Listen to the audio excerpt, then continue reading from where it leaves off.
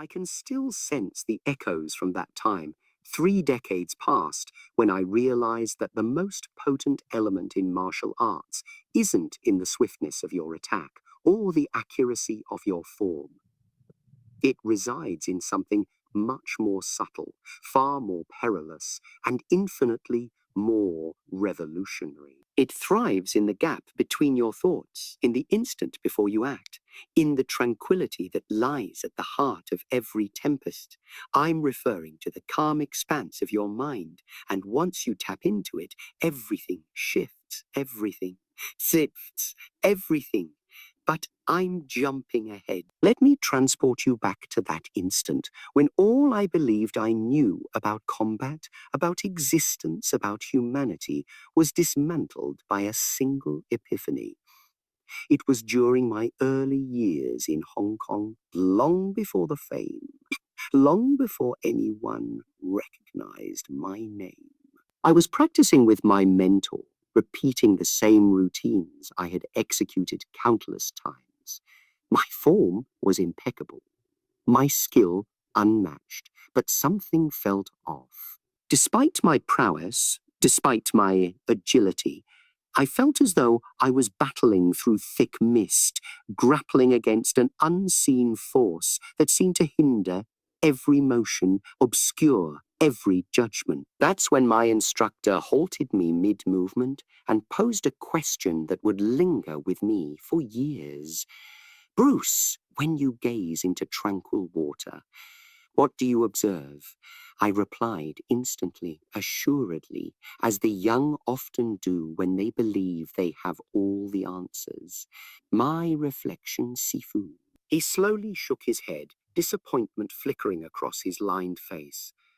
No, he murmured. You see everything, the heavens, the clouds, the birds soaring above, the world both above and below.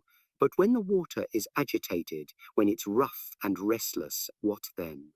I pondered for a moment. You see nothing distinctly. Precisely, he whispered. Your mind resembles that lake, Bruce. Right now, it's filled with ripples. You recognize that sensation, don't you? That ceaseless noise in your head, the endless flow of thoughts, concerns, schemes, regrets that never cease. You awaken, and immediately your mind launches its daily onslaught. What must I accomplish today? Did I manage that situation correctly yesterday? What if I fail? What if they dislike me? What if I'm inadequate? It's akin to living with a radio that never powers down, static and clamor drowning out any chance of true clarity, true serenity, true strength. But here's what most individuals fail to grasp about that mental chaos. It's not merely irritating, not just diverting. It's literally sapping your vitality. Every surge of anxiety, every ripple of uncertainty, every tempest of overanalysis is energy that could be directed into action, into creation, into the pure manifestation of your true self. Instead, it's squandered on internal strife, on battling conflicts that exist solely in your imagination. I dedicated months following that discussion with my mentor to comprehending his meaning. I would sit by the harbor in Hong Kong, observing the water, studying its movements, its reactions to wind and weather. Some days the surface was like glass, perfectly serene, mirroring the world with such lucidity it was impossible to discern where reality ended and reflection began. Other days it was choppy, unsettled, displaying only fragmented pieces of the sky above. And gradually, very gradually, I began to perceive the connection. My mind had been like that disturbed water for as long as I could recall. Every obstacle I encountered, every adversary I confronted, every choice I needed to make was filtered through this constant mental turbulence. I wasn't perceiving situations accurately because I couldn't see them at all. I was seeing only my fears, My expectations, my preconceived notions reflected back at me in broken fragments. No wonder I felt as though I was battling through mist. I was drowning in my own thoughts. The revelation occurred during a sparring match that remains etched in my memories, etched in my memory. I was up against a much larger foe, someone with more experience, more power, more reach. Everything in my analytical mind was calculating angles, devising tactics, anticipating his actions. But suddenly, in the midst of our exchange, something transformed. The mental noise simply ceased. For perhaps 3 seconds, maybe 5, my mind became utterly tranquil, and in that tranquility, I perceived everything. 'Tis his next move, but his intentions, his vulnerabilities, his entire combat pattern exposed. I moved without deliberation, responded without planning, and what transpired next was unlike anything I had ever encountered in battle. It wasn't that I became quicker or more powerful. It was that I became present. Completely, utterly present. Every sense was sharpened. Every motion was effortless. Every reaction was flawless because it wasn't originating from my conscious mind. It was emanating from a deeper place, a place that didn't need to analyze or compute or fret. It was emerging from the calm lake. That's when I grasped what my mentor had been attempting to convey. The mind, when it's serene and calm like an undisturbed lake, becomes a perfect mirror for reality. It reflects what is, not what you believe should be, not what you dread might be, not what you hope could be, just what is. And when you can see what is with absolute clarity, action becomes effortless, response becomes instinctive, power becomes boundless. But attaining that tranquility, that's the true test, because everything in our contemporary world is crafted to disturb your inner calm. Every notification on your device is a pebble cast into still water. Every news headline is a gust that generates waves. Every social media update is a disruption that shatters your reflection. We inhabit a world that thrives on your mental unrest, that feeds on your unease, that grows stronger when your mind is scattered and feeble.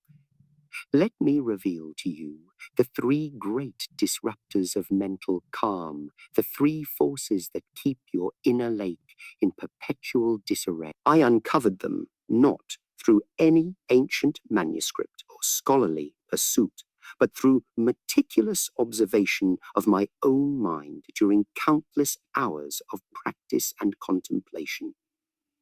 The first disruptor is what I term the foreseer. This is the facet of your mind that's always dwelling in the future, always scheming, always fretting about what might transpire next. In combat, the foreseer is lethal. It makes you rigid before your opponent even acts. It causes you to react to strikes that haven't been launched. It robs you of your present moment awareness and replaces it with apprehension about imaginary futures. In life, it's even more detrimental. The foreseer persuades you that happiness, success, peace, love, fulfillment are all awaiting you somewhere in the future, if only you plan enough, labor enough, worry enough. Worry enough. But here's the truth. The foreseer doesn't want you to acknowledge. The future it's preparing for never materialize. There's only this moment, and the foreseer is depriving you of it. The second disruptor is the scrutinizer. This is the voice that never ceases commenting, never stops explaining, never stops attempting to decipher everything. The scrutinizer believes that if it can just comprehend enough, control enough, predict enough, then you'll be secure. But the scrutinizer is a deceiver.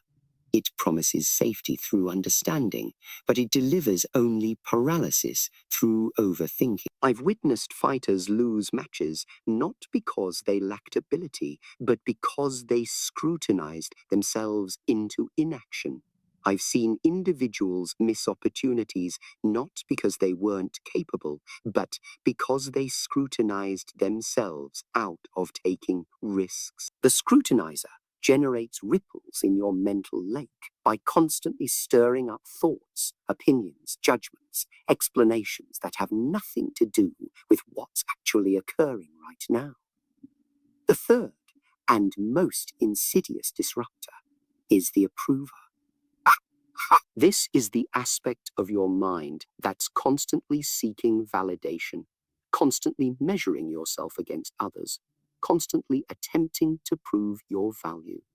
The approver disturbs your mental calm by making you reliant on external validation for internal peace. When someone criticizes you, your lake becomes tempestuous. When someone praises you, it becomes excited and choppy. When you're ignored, it becomes dull and murky. The approver has convinced you that your inner state should be dictated by outer circumstances, that your peace should be contingent on other people's opinions, that your worth should be measured by external achievements. Here's what I learned through years of practice. These three disruptors are not your adversaries. They're merely habits of mind that have outlasted their usefulness. The foreseer developed to keep you safe from future threats. The scrutinizer developed to help you understand your surroundings. The approver developed to help you maintain social bonds. But in our modern world, they've become like security personnel who never clock out, working overtime to protect you from dangers that don't exist, creating problems they're trying to solve. The journey to the calm lake begins with recognition. You must become aware of these disruptors when they surface, not to combat them, not to suppress them, but simply to see them clearly. Remember, a calm lake isn't calm because it battles against the wind. It's calm because the wind isn't blowing. It's calm because the wind isn't blowing. Your mind becomes calm not through force, but through understanding. I cultivated a routine during my training that I named lake observing. Every morning, before any physical exercise, before any technique practice, I would sit quietly and watch my mind as if I were observing the surface of a lake. Fond de depth. When thoughts emerged, I wouldn't push them away or cling to them. I would simply notice them the way you might notice a bird alighting on the water's surface, creating ripples, then flying away, allowing the water to return to calm naturally. What I discovered through this practice was groundbreaking. The thoughts themselves weren't the issue. The problem was my relationship to the thoughts. When I tried to halt thinking, my mind became more turbulent. When I tried to control my thoughts, they became more chaotic. Sieti became more chaotic. But when I simply observed them without judgment, without resistance, without attachment, they naturally began to settle. Like sediment in water, they drifted to the bottom, leaving the surface clear and calm. This is the first principle of achieving the calm lake. Observation without interference. Your thoughts are like weather patterns passing through the sky of your consciousness. You don't try to halt the clouds or command the wind. You simply watch them come and go, knowing that behind every storm, every disturbance, every commotion, the clear sky of your awareness remains unaltered. But observation alone isn't sufficient. You must also learn the art of non-resistance. This was perhaps the most challenging lesson for me to learn because my entire martial arts training had been about resistance, about meeting force with force, about standing firm against whatever came at me. But the mind doesn't function like the body. Mental force creates mental tension. Mental resistance creates mental conflict. The way to handle disturbing thoughts isn't to fight them, but to allow them to pass through you like water flowing through an open channel. I recall a particularly trying period in my early career when I was confronting criticism from traditional martial artists who claimed I was dishonoring ancient traditions, combined with rejection from Hollywood studios who said I was too unconventional, too foreign, too different. My mind was like a lake in a hurricane, constantly churning with anger, frustration, doubt, and defensive arguments. Every day brought new waves of disturbance, new storms of emotion. But then I remembered the lake. I ceased trying to fight the criticism, stopped trying to prove my worth, stopped trying to control how others perceived me. Instead, I allowed all of it, the praise and the criticism, the acceptance and the rejection, the success and the failure, to simply pass through my awareness without disturbing my essential calm. Not because I didn't care, but because I understood that my inner state was not dependent on outer circumstances. This brings me to the second principle of the calm lake: emotional flow. Just as a lake allows water to flow in and out without losing its essential nature, your mind must learn to allow emotions to flow through without becoming identified with them. Anger arises and passes, fear appears and dissolves, joy comes and goes. But you, the awareness in which all these emotions appear, remain constant, remain calm, remain unshaken. The mistake most people make is thinking that achieving mental calm means becoming emotionless, becoming cold, becoming detached from life. This is entirely incorrect. The calm lake reflects everything perfectly, feels everything fully, responds to everything appropriately, but it's not disturbed by what it reflects. It doesn't hold on to the image of the birds after they've flown away. It doesn't try to recreate yesterday's sunset. It simply remains present, open, responsive to whatever appears in this moment. I learned this lesson most powerfully during the filming of Enter the Dragon. There was immense pressure, immense expectations, immense opportunity, immense opportunity. Every day brought new challenges, new conflicts, new decisions that could make or break not just the film, but my entire career.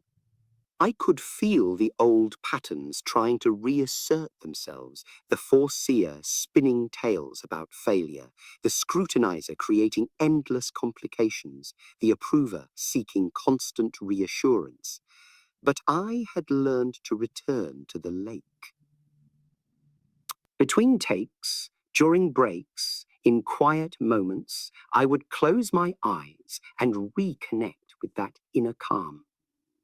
Not to escape from the pressure, but to respond to it from a place of clarity rather than reactivity. The result was some of the most natural, most powerful, most authentic performances of my career. Not because I was trying to be perfect, but because I was allowing my true nature to express itself without interference from mental turbulence. This is the third principle of the calm lake. A. Authentic response. When your mind is calm, when your inner lake is serene, your responses to life situations become natural, spontaneous, and perfectly appropriate. You don't have to calculate, the right thing to do or say. You don't have to analyze all the possible outcomes. You don't have to seek validation for your choices. You simply respond from your deepest wisdom, your clearest perception, your most authentic self. But let me share with you the most profound discovery of all. The calm lake isn't just a metaphor for peace of mind. It's a gateway to a completely different way of experiencing reality. When your mind becomes truly calm, when the mental chatter finally quiets, when the waves of thought and emotion settle into perfect calm, something extraordinary happens. You begin to perceive life not as a series of problems to be solved, but as a flow to be joined. You begin to sense the deeper patterns, the hidden connections, the underlying intelligence that orchestrates all of existence. In martial arts, we call this state no mind or motion. It's the place where technique transcends itself, where training becomes art, where the practitioner and the practice merge into one seamless expression. But this state isn't limited to martial arts.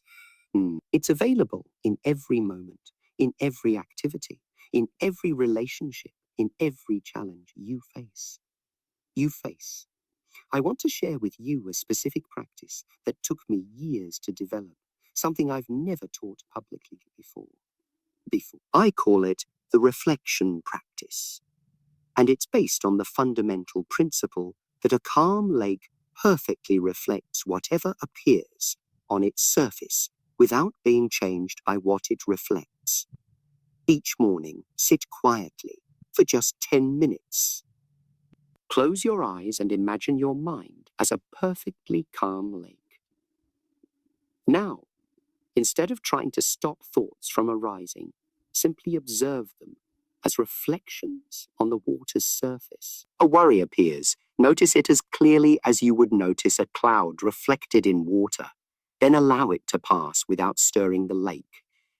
An emotion arises. See it as clearly as you would see a bird's reflection.